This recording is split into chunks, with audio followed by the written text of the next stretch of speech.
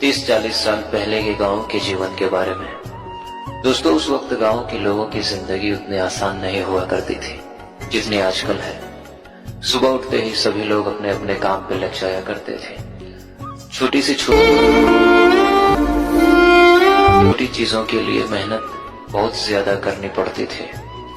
मेहनत बहुत ज्यादा थी लेकिन सुकून भी था।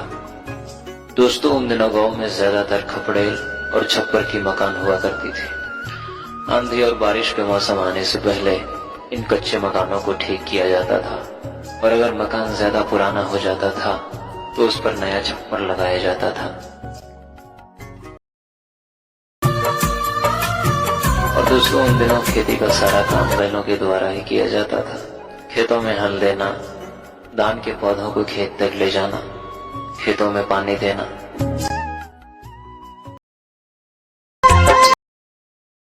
फसल की कटाई के बाद उसको घर लाना और फसल को तैयार भी बैलों के द्वारा ही किया जाता था। खेती के अलावा कहीं जाने आने के लिए बैलगाड़ी और शादी में बारात भी बैलगाड़ी से ही जाया करते थे। और दोस्तों, उस समय गन्ने का रस भी बैलों के द्वारा ही निकाला जाता था।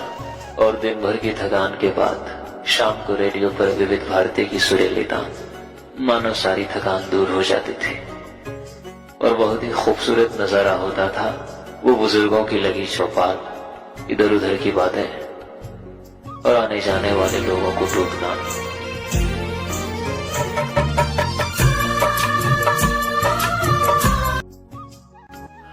और चारा मशीन से घास को काटकर पशुओं को बड़े ही प्यार से खिलाना और थोड़ी सी पानी निकालने के लिए मेहनत बहुत ज्यादा करना। और दोस्तों, उस समय गांव में अनाज इसी में रखा जाता था। ये मिट्टी से बनाया जाता है, इसे डेहरी बोलते हैं। इसमें अनाज बहुत दिनों तक सुरक्षित रहता था। और गांव में नदी में नहाने का मजा ही कुछ और होता था। गर्मी के मौसम में एक भी दिन नदी में नहाए बगैर नहीं गुजरता था।